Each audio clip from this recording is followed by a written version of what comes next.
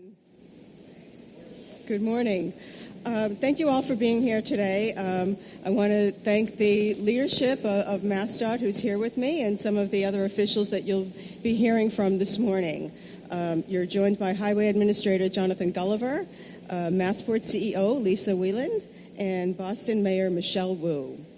I also want to recognize some elected officials who have joined us this morning. We have Representative Matero, who's here from East Boston. We have Representative Turco. We have Representative Giannino. We have Senator Edwards. And we have Councilor Silvestri from Revere. If there are any other elected officials here, I want to welcome you and thank you for joining us this morning. So as of today, we are 1 week away from the shutdown of the Sumner Tunnel. And as you can see from the speakers and the participants here, this project will have huge impacts across our region. The Sumner Tunnel Restoration Project is crucial. It's a $160 million investment in our transportation infrastructure. And it was built in the 1930s, and the Sumner Tunnel is the first traffic tunnel in Massachusetts and one of the oldest in the nation. We're working hard to provide as many options for mitigation as possible to those who are impacted by this restoration work. The tunnel will be fully closed from July 5th through August 31st. The tunnel will also be closed for 2 months next summer to complete the restoration work. We really want to thank all of our partners for their efforts for helping us create mitigation options while this work is ongoing, and our residents and our travelers for their willingness to explore alternative travel options over the next 2 months. We know that this will impact the lives of our travelers and our commuters, and we appreciate their willingness to explore different modes of travel. We're asking, if you can, ditch the drive. And that's what you'll hear from our speakers, all of the options that travelers can ditch their drive. We're investing in free and reduced transit. There will be free trips on the MBTA Blue Line, right where we're standing, for the length of the tunnel's closure. And there will be free and reduced costs for ferry options, including making the East Boston ferry free. We're also excited to launch the Lynn Ferry with the MBTA, and we invite you to a community celebration for the Lynn Ferry this coming Friday morning. We will be providing reduced fares on the commuter rail, and that means that riders all the way from Newburyport and Rockport will have a direct link to North Station, which will cost the same price as a current subway ticket, $2.40. There will be reduced parking across the parking lots of the MBTA and commuter rail and garages. Parking at Salem and Swampscott will be reduced to $2 per day. And parking will be available in Beverly, Gloucester, Hamilton, Wenham, Newburyport, North Beverly, Montserrat, Rowley, and West Gloucester. Discounted tolls will also be provided on the Tobin Bridge and the Ted Williams Tunnel for those registered with the Resident Discount Program. And real-time traffic monitoring will be available at 13 local intersections. 5 bus routes in Chelsea will also be free during this closure. That's the 111, the 112, the 114, the 116, the 117, and the SL3 inbound. All of those routes will be free. And finally, there will be additional options for travelers to and from Logan Airport. And our CEO, Lisa Wieland, is here to discuss those options. We all know that this won't be easy, but we are dedicated to providing affordable, reliable, and convenient alternatives to driving. For full details, you can visit our website. We also have an app, 511, but you'll hear from all of those options. But really, we want to just thank our community. We want to thank our stakeholder partners. We want to thank all of our elected officials for their patience throughout this process. We know this work will be impactful, but it's important, and it needs to get done. And right now, I'm going to turn it over to our General Manager of the MBTA, Phil Eng.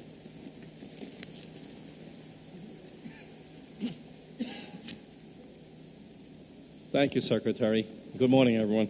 And thank you, Administrator Gulliver, for all their efforts in this monumental project.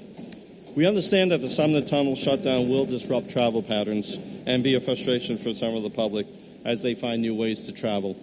But we all recognize that the work is critical to the longevity of the tunnel and safety of the infrastructure. With the partnership of MassDOT and the Highway Division, we've been hard at work in order to offer a number of creative transportation alternatives for the public while we support the Sumner Tunnel project. I'd like to thank my MBTA team for all their efforts, spearheaded by Lindsay Hefferman, to make this possible. And because of them, I want the public to know that the T is ready to step up and move essential workers, travelers, and transit-dependent riders during the Sumner Tunnel shutdown. All of these transportation alternatives will take place for the full duration of the tunnel shutdown from July 5th to August 31st, as well as when the tunnel shuts down again next summer in 2024. First, as the Secretary mentioned, the entire Blue Line in both directions will be free to all riders. You won't need a Charlie card or a Charlie ticket to ride the Blue Line. We'll have all the Blue Line station fare gates from here to Wonderland, from Wonderland to Orient Heights, and back again completely open. I also want to reemphasize that our current Blue Line riders and new customers riding the Blue Line during the tunnel outage, that we strategically have prioritized work on that Blue Line this past spring in April and May to address a number of speed restrictions on the line, resulting in measurable benefits and faster commutes. For example, the Blue Line riders, we've given back 10 minutes of your travel time, and westbound between 5 and 6 have been given back. Equally important, the headways now are 6 minutes or less during the rush hours. And when I Google trip times traveling by vehicle, car routes, I get longer automobile trips than I do on the Blue Line. So I encourage everyone to take the T. To handle that, we're adding additional capacity for new riders at all times of the day. And in MBTA parking lots and garages on the Blue Line at Wonderland, Suffolk Downs, Beachmont, and Orient Heights Station will also be discounted to just $2 per day. Reinforcing these efforts, our operational staff will be actively monitoring service levels and ridership, and will add more service if available and warranted. In addition to the subway, we're launching new and much requested ferry service from Lynn to Boston. The new Lynn Ferry will operate 10 trips per day on weekdays, 5 per day from Blossom Street Pier in Lynn to Long Wharf in south in Boston at Gate 4. Free parking will also be available near Blossom Street Pier. And during the Sumner Tunnel closure, the Lynn Ferry fare will also be reduced from Zone 2 to Zone 1A, same cost as a one-way subway ride, $2.40. And once the tunnel reopens, I'm pleased to say that we'll be keeping the Lynn Ferry service operating through the summer and next summer beyond. I'm also pleased to say that during the tunnel closure, we'll be making the East Boston Ferry free. The East Boston Ferry includes 44 weekday trips and 37 trips on weekends. I want to make sure to remind our riders that bikes are allowed on our ferries. This is a terrific benefit to those taking the MBTA ferries. And pivoting to the Silver Line service, we'll be adding an extra bus on the Silver Line SL1 from 8 a.m. to 2 p.m. every day to add more frequency on the daily schedule. This will help alleviate anticipated increased trip time through the Ted Williams Tunnel. And commuters can also take the Silver Line SL3 between Chelsea and Logan Airport, inbound and outbound trips at Airport, Eastern Avenue, Box District, Bellingham Square, and Chelsea on the SL3 will be free. I'll note that we are collecting inbound and outbound SL3 fares at South Station, Courthouse, World Trade Center, and Silver Line Way. Similarly, I'm pleased to say that 5 Chelsea neighborhood bus routes, Route 111, 112, 114, 116, and 117, will also be free during the Sumner shutdown. And for the commuter rail, between July 31st and August 31st, a one-way trip from any station along the entire Newburyport-Rockport line is $2.40, the price of a subway ride. Monthly travel on this line will also be reduced to a Zone 1A monthly ticket rate. And riders can travel to Boston from Salem or Swampscott Station in about 40 minutes and catch a train about every 30 minutes during the morning and evening rush hours. That's good service. We also know that some Newburyport-Rockport riders may have already purchased a monthly pass prior to the announcement of the mitigation effort. The riders can contact our customer service teams, and we will help them get reimbursement as appropriate. We hope that the public takes advantage of this excellent mitigation and considers commuter rail not only as travel alternatives this summer, but as the best means of travel even after the tunnel reopens. Newburyport and Rockport riders can also park for free at the parking lots at Beverly, Gloucester, Hamilton, Wenham, Montserrat, Newburyport, North Beverly, Rowley, and West Gloucester stations.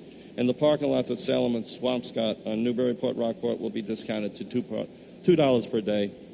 And lastly, on the ride trips that begin and end within 3/4 of a mile of the modes that are free, the Blue Line, the Chelsea area bus routes, the SL3, and others will also be free for the duration of the tunnel closure. And additional details can be found on the MBTA website at www.mbta.com/Sumner. I'd like to encourage customers to plan extra time, though, for their trips, as there may be traffic delays in the area. Again, all of this information is available on the MBTA website, and these efforts took a lot of collaboration, and I thank everyone for their work at MassDOT, at MBTA, and I'd like to thank all the teams for that collaboration. With that, do I turn it over to you, Jonathan, or back to the Secretary? Thank you, General Manager. Next, we're going to hear from Lisa Wayland at Massport, and I want to just acknowledge the partnership of Massport, the leadership there with Executive Director Wayland and Ed Franey, and of course the Massachusetts State Police for their partnership throughout this entire process. And now you'll hear from Director Wayland. Good morning. I'm Lisa Whelan. I'm Massport's CEO, and I want to thank Secretary Fiandaca for her leadership, and also Administrator Gulliver, GM Ng, Mayor Wu, and the partnership from all of our elected officials here today. So summer is Logan's busiest season as families prepare to take vacations, as we welcome visitors from across the country and around the world who come to see the city of Boston, our great state, and New England. And this summer will be no exception as MassDOT moves ahead with this very important work to repair the Sumner Tunnel. And so we want to prepare people. If you are coming to Logan, here's what we're asking you to do. So first, we want you to prepare and plan ahead. We're asking people to plan for an extra 2 hours of travel time coming to and leaving Logan Airport. We're also asking people not to drive. So get out of your cars and take public transportation or transit. And we have a lot of great options for people traveling to and from Logan, some of which the Secretary and the GM spoke about. So you can take the Blue Line, the Silver Line. We also offer services from 4 suburban locations on our Logan Express service, as well as one from the Back Bay. There's water transportation, as well as private bus service that operates across many communities in Massachusetts, as well as states across New England. And if you're taking Logan Express, we'd also encourage you to think about getting picked up and dropped off from those sites. We do expect parking to be a premium on those sites, so something else we're asking people to think about. And of course, plan ahead. Our roadways will be congested. We do expect, some backups with the Ted Williams Tunnel. So again, highly encouraging everyone to take public transportation. And we're trying to make it easier for people to make that choice. If you're thinking about our Logan Express service, we're offering 25% discounts for purchases online. Children under 17 ride free when they travel with their families. We are also providing passengers who get to the airport via water transportation a ticket to skip to the front of the security line. You still have to go through TSA security, but we'll give you that ticket to skip to the front of the line.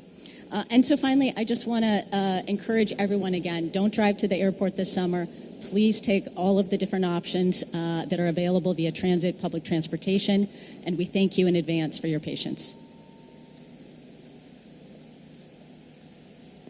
Thank you, Lisa. And next up, you'll hear from our Highway Administrator, Jonathan Gulliver.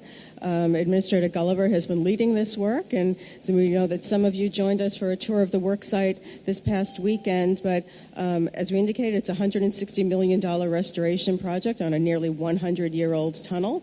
So with that, I will turn it over to our Highway Administrator. All right, thank you, Secretary. So as you've heard, we are just under a week away from the Sumner Tunnel closing for a 2-month period. As a reminder, this is the first closure on this project. We're going to have another closure next year for the same time period. This is the culmination of 5 years of engineering, planning, and a lot of coordination, and our team is ready. At the same time that everybody is going to be wrapping up their Independence Day cookouts next week, the men and women of MassDOT and our contractor will be busy making final preparations to close the tunnel that night. Starting at 12:01 on Tuesday night, closure will go into effect and will be in place by Wednesday morning. Signage will be deployed, and our crews will start moving staff, equipment, and materials into the tunnel to start the work. Crews will then begin working 24/7 through the 2-month period to rehabilitate and repair the tunnel. We will have over 200 personnel on site any given day of the tunnel working around the clock and using accelerated construction techniques to get this work done. During these 2 months, crews will be removing nearly 4,000 linear feet of ceiling panels, installing 326 linear feet of precast arch segments, and upgrading the lighting, communications, and life safety systems of the tunnel. This is not an easy job by any means, but again, we are ready, and when we reopen, drivers will have a brighter tunnel with new ceilings that will be safe for years to come. Impacts on this project are big. This tunnel takes nearly 40,000 vehicles per day. This is by far the most impactful project that we have undertaken in some time, and the impacts will be evident and immediate around the project area. Starting next Wednesday, drivers coming into the region should expect to experience severe congestion, especially around the connecting roadways to the Sumner Tunnel, and in particular, the detour routes that are over the Tobin Bridge and through the Ted Williams Tunnel. Our command center is going to be activated as the tunnel closure begins, and they're going to be working around the clock over those first few weeks, especially to identify any issues in real time so that we can make adjustments, especially with regard to any sort of safety issues that may arise. So the first 2 weeks of any major closure like this are the most critical, and that's going to be true in this case as well. But I do want to remind everybody that this is a holiday week that we're starting, and especially when traffic returns on July 10th is when we expect to really see some big changes. So that's a big milestone date for us that we're going to be really carefully watching, and the public should be mindful of too, is that if they try to travel immediately after the closure, they might find it a little bit easier than expected, but July 10th, when holiday traffic returns, is when things are especially going to be difficult. And again, I want to be very clear. If you normally drive into the city, especially from the North Shore, or take trips into Logan, you should expect to see additional traffic and congestion on your normal drive as a result of this project. So, as you've been hearing from our earlier speakers for months now, we have been in very, very close coordination with our partners at the MBTA and Massport and with municipalities to help manage the impacts of this project. We have developed a number of strategies to enable travelers to ditch the drive, get out of their cars, and take other modes of transportation. And the fastest, cheapest, and most reliable way in and out of Boston during this time period is going to, without a doubt, be public transportation. As you've heard, we are providing free and discounted Blue Line, commuter rail, bus, and ferry service for North Shore commuters and others, and we encourage you to really take advantage of these services during this time. We're also going to be providing special overnight toll discounts specifically to trucks that travel through the Tobin and through the Ted Williams Tunnel. Our intent is to get them to travel off-peak hours and really reduce traffic congestion when we need it the most during daytime hours. Again, you've heard that we are providing a lot of commuter tools. Those can all be found at our Mass 511 website, and you can see real-time travel information. You can help plan your commute. You can see which days of the week and times of the day are the worst and best times to travel, so you can really plan ahead. Again, we are very confident in our plan. We have put a lot of work into this, and we really want this to be a successful and manageable project, and we really need the public's help to get as many vehicles off the road as possible. We are going to continue to encourage people to ditch the drive and take these other forms of transportation that we've provided for them. So please help us use the services that we've provided over the next couple of months. And again, we're looking forward to reopening this tunnel at the end of the project. Thank you. Thank you, Administrator Gulliver. Next up, we'll hear from Boston Mayor Michelle Wu, and I want to just acknowledge the great partnership with the City of Boston.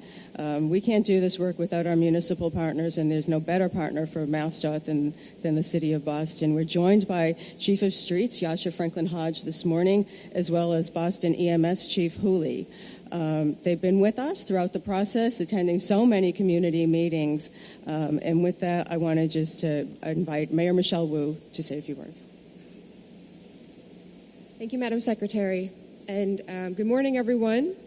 Before I get into the detail, just some key details about what this means for Boston residents and Boston area residents in terms of congestion mitigation, public safety, and emergency response, I want to start with 3 big thank yous to this administration about how this is being handled. First, that it is being handled. We are a very historic city and commonwealth, as you heard, with some of the oldest subway tunnels and vehicular tunnels anywhere in the country. And this administration at the state level, the secretary, administrators, general manager, governor, lieutenant governor, they are inheriting decades of deferred maintenance passed down. And I just so appreciate the drive, the will to make sure that we are taking this on, getting it done, and getting things done at the same time. This is happening while the MBTA is attacking slow zones and while really important work is happening, and we know how disruptive this is, but this is the only way to get us where we deserve to be in terms of updated, modernized infrastructure. So thank you to the administration for putting such effort into this. Second, I want to say thank you for recognizing how interconnected our transportation system is, and therefore that many other options need to be activated and made more accessible. So this administration has been incredibly responsive to the advocacy from residents and led by the local delegation standing with us here today, Senator Edwards, State Representative Madero, Representatives Giannino and Turco, City Councilor Gigi Coletta, and all of the municipal officials in the area for many months working and identifying ways that this could be made just a little bit more possible for people to get around with the free alternatives that are being expanded in many cases, and with the careful coordination among all different parts of the transportation system. And third, I just want to say thank you because it's really important that we're here today, given how significant this disruption will be. And given how many helpful alternatives there are, our biggest fear is that people don't realize this is coming and that they won't have time to plan before they're stuck and not realizing that there was another way that could have made their lives just that little bit easier or in their commutes a little bit more convenient. So we need everyone's help spreading the word about all of the alternatives that are available. We saw how much of a difference it made during the 30-day Orange Line shutdown last fall, when not only were commuter rail rates reduced or free, not only was the alternatives activated and new opportunities for people to travel, but there was a tremendous deal of outreach so that people could understand their options and then start to try out new routes, test out new things, and hopefully maybe even some of those ways of commuting without vehicles might turn out to be more convenient even after the changes are made. So thank you again, everyone. Secretary Fiandaca, General Manager Eng, Massport CEO Lisa Wieland, Jonathan Gulliver, Highway Administrator, and to our leaders at the city level, Chief of Streets Yasha Franklin Hodge, and EMS Chief Jim Hooley, as recognized. And thank you again to my colleagues in elected office. The closure of the Sumner Tunnel will be a significant disruption for our residents in East Boston and in the North Shore. At the city, we are working in close collaboration with our partners at the state level to mitigate the impacts and ensure that residents can get where they need to go as efficiently and reliably as possible.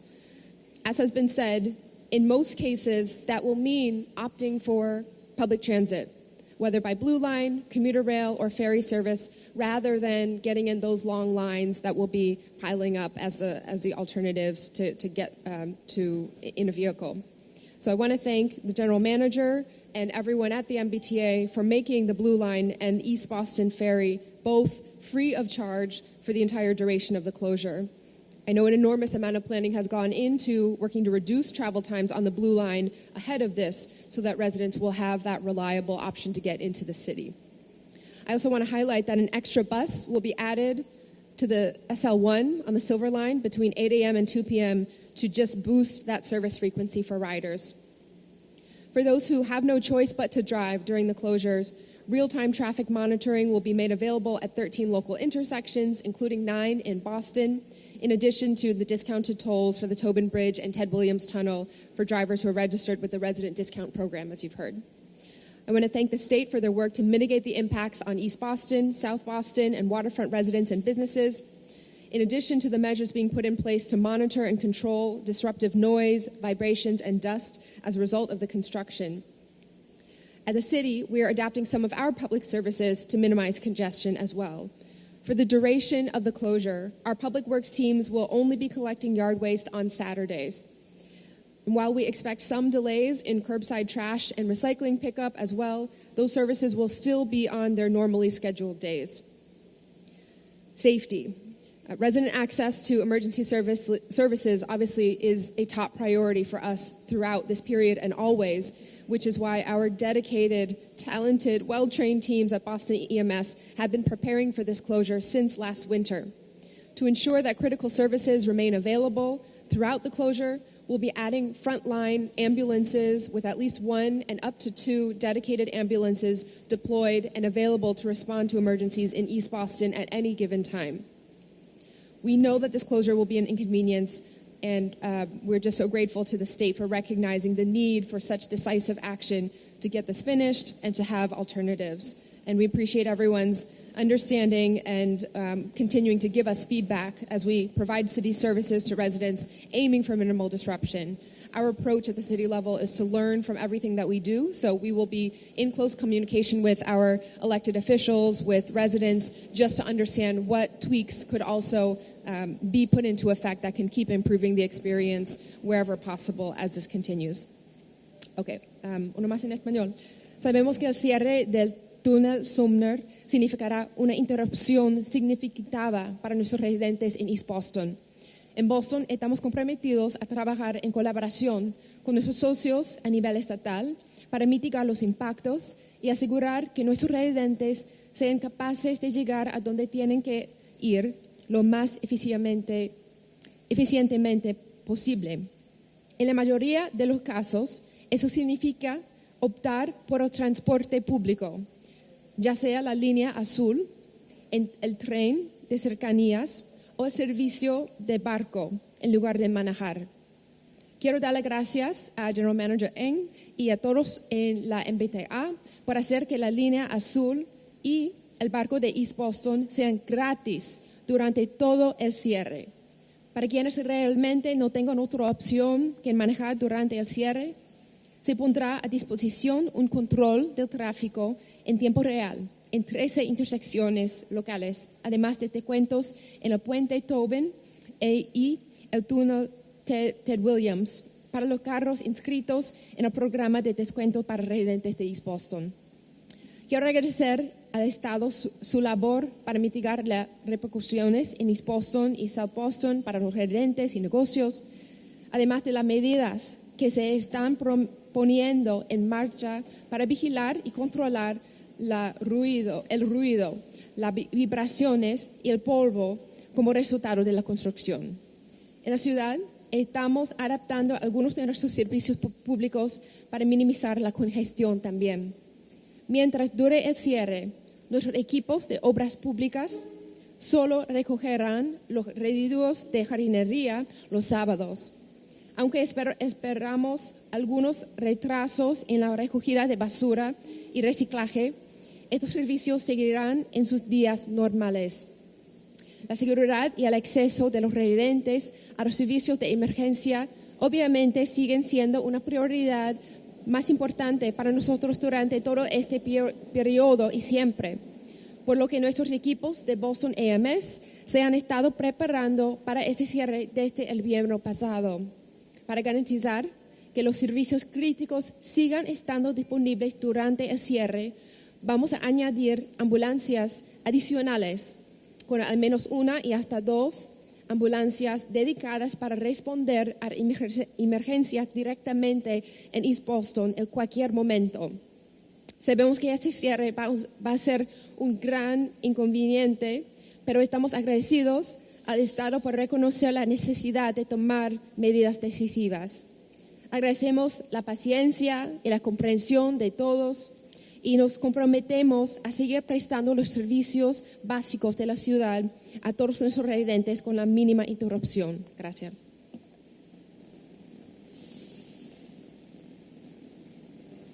Thank you, Mayor Wu. Also want to acknowledge Mayor of Revere, who's here, Mayor Keefe, and invite him to say a few words since we're in his host town. Good morning and thank you and welcome to Revere. Thank you to Secretary Fiandaca and other state leaders across the Commonwealth. We all know this has been well communicated over the last 6 to 8 months, and this project is going to be transformative for the entire region. But we all know that it'll be all the communication and the work up front will be for nothing the first time you miss a flight or you miss an important event in Boston and you're late for work. So we need to make sure the next 2 months that we plan well in advance. We leave a little bit earlier. We ditch the drive.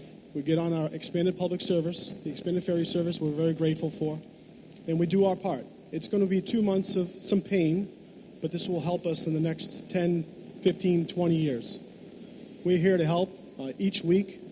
Our state partnership, everyone behind us, and everyone behind the scenes will be recapping on what happens and how the roads are being handled and make sure the progress is being well documented. So all I can just stress is that over the next 2 months, everyone does their part, use those expanded services, ditch the drive, and take care of what we're supposed to do. Thank you.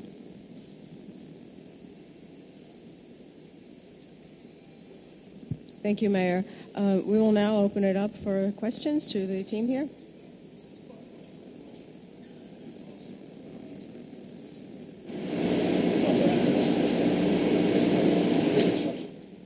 Yeah, again, just to reiterate, this is the first phase of a multi-year project. So at this point, it's on budget. We have another year to go, and we can reevaluate at this time. But right now, we're trending on budget.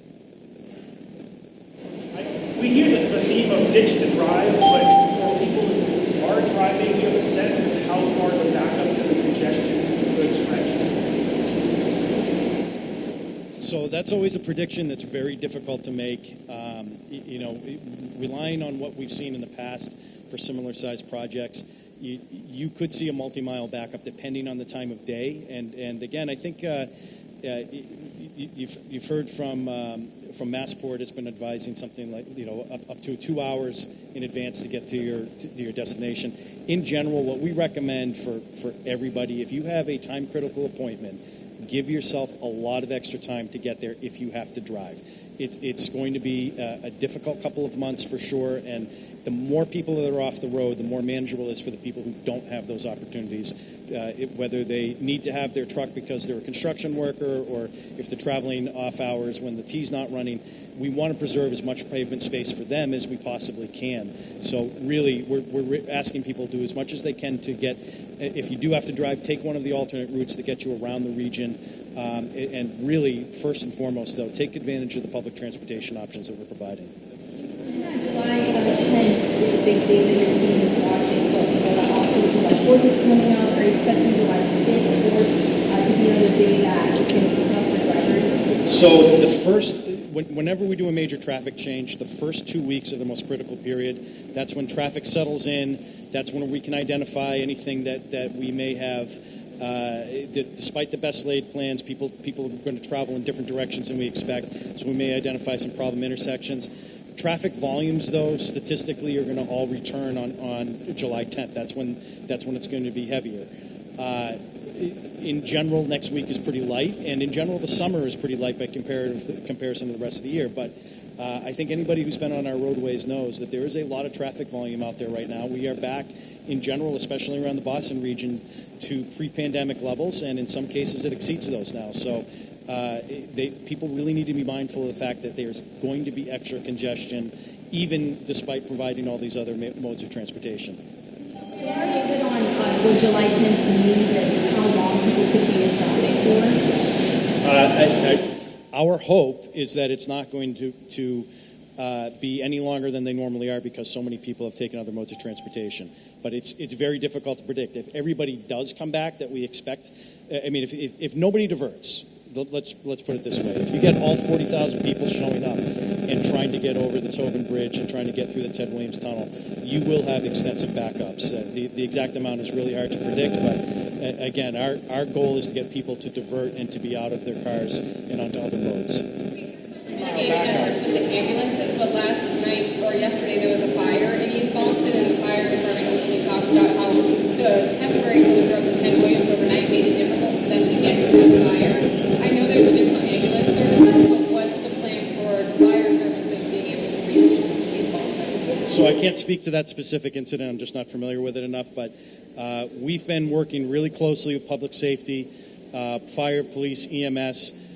We've done a lot of different what they call desktop exercises, which we work hand in hand with them to identify any possible scenario so that first responders know what to do in the event of an unexpected situation, whether it's a fire or an ambulance call or whatever it may be. And the other big piece that we have here, I mentioned the command center earlier, that is set up so that we can, in real time, if there's an incident, we have people watching the cameras, watching these specific intersections that we know can be problematic, and radioing ahead and clearing the way so that people can, so that first responders can get to where they need to go faster. Lisa mentioned that 2-hour additional time to get to the airport. People might think that's ridiculous, but is that a realistic expectation at this point? It is a realistic expectation. You know, at the end of the day, we want to make sure that people make their flights. And in addition to thinking about passengers getting to and from the airport, and in addition to being highly focused on public safety, we also have to make sure that flight crews get to the airport, that cargo makes its flights as well. So that's why we're advising an extra 2 hours of travel time just to make sure that everyone makes the flights they're trying to make. Can you talk about those multi-mile backups? Are there any specific choke points you're anticipating based on the weekends? So we mentioned those 13 intersections that we're keeping a close eye on. Those are ones that we've identified in part through our experience with weekend closures. 1A in general can back up pretty far if everybody's trying to funnel in there. So those 13 intersections plus, again, 1A in general is where we'd expect to see the predominant amount of congestion. So you talked about first responders. Can you just elaborate more on that? It's mentioned that there's going to be a couple of extra ambulances that are exhausted. But when they're trying to get to the larger hospitals and exhausting, what routes are they going to be taking as an alternative if you expect congestion? So again, one of the big goals with working with first responders is try to address their specific needs and making sure that the main point of having the extra ambulances on standby is that the critical point in addressing any public safety issue is to get them to the scene quickly. So having them there in East Boston, able to get to somebody who's in trouble quickly is the number one priority, and then getting them to the hospital after that is, again, with the command center, with the ability to expedite them through problematic intersections and such, that's really our goal.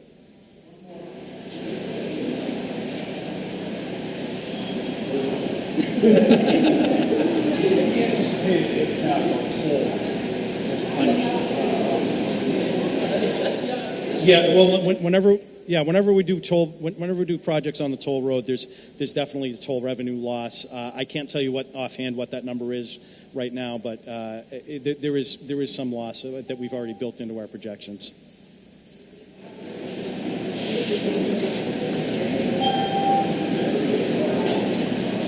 All right, thank you, everybody.